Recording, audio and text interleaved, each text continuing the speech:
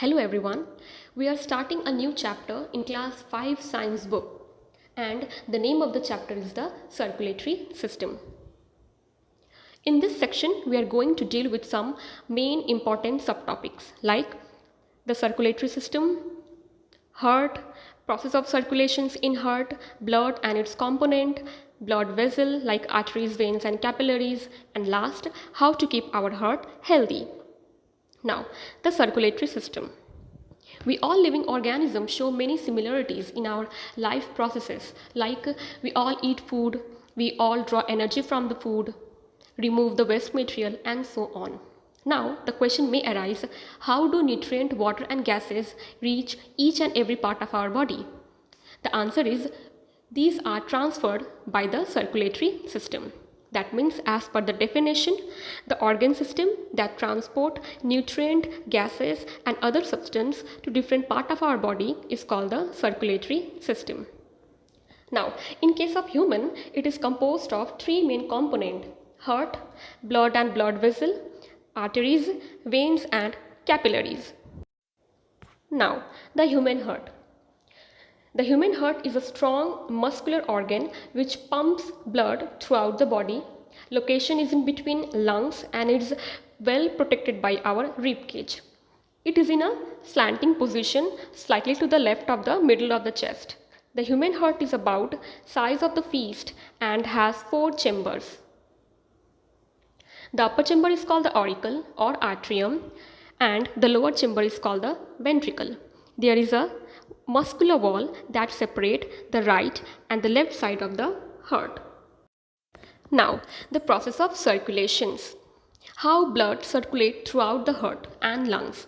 Okay, now, as per the figure or the flow chart, the right side of the heart receive impure blood from the body through the superior and inferior vena cava. The heart then pumps this blood into the lungs for purification through the pulmonary artery. Now, there are two main valves, that is the tricapsid valve and the pulmonary valve. These valves prevent the backflow of the blood. Now, in the lungs, carbon dioxide is removed from the blood as we breathe out. At the meantime, lungs are filled with oxygen when we breathe in. The oxygen from the lungs get mixed with the blood and this oxygenated blood is then pumped back into the left side of the heart through the pulmonary vein. The aorta and the other arteries now circulate this blood to the whole body. Now, there are some terms related to heart. First one is the heartbeat. Now, as per the process of circulation, while pumping blood, different chambers of the heart contract and relax. That means this contraction and relaxation of the different chambers of a heart produce a throbbing sound. This sound can be heard as the heartbeat. Second one is the pulse. That means in a certain position of our body, again a throbbing sound similar to heartbeat can be felt. This is called the pulse. That means it is a rhythmic dilation of an artery that results from beating of the heart and it's often measured by filling the arteries of wrist and neck. Now, blood and its composition. Blood. It is a red color liquid that carry nutrient, oxygen, water and carbon dioxide to various parts of the body through the blood vessel. And there are two main components of the blood. The first one is the plasma and second one is the cell. Now, darker the blood, richer the oxygen level. Now, plasma, it is a liquid in which blood cells are present. It is pale yellow in color and makes the largest part of the blood.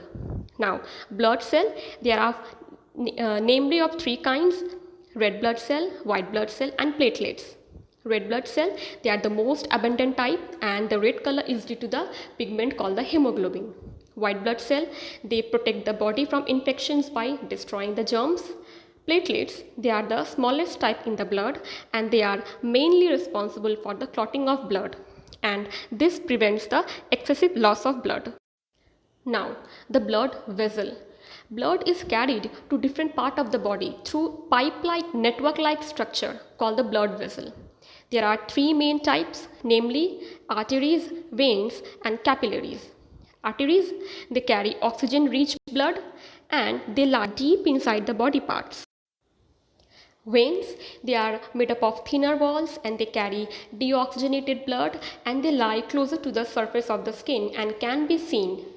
That means they are superficially on the skin. Last one, capillaries, they form a connective network between the arteries and veins. Wall of capillaries are very thin. Now, last subtopic, how to keep our heart healthy.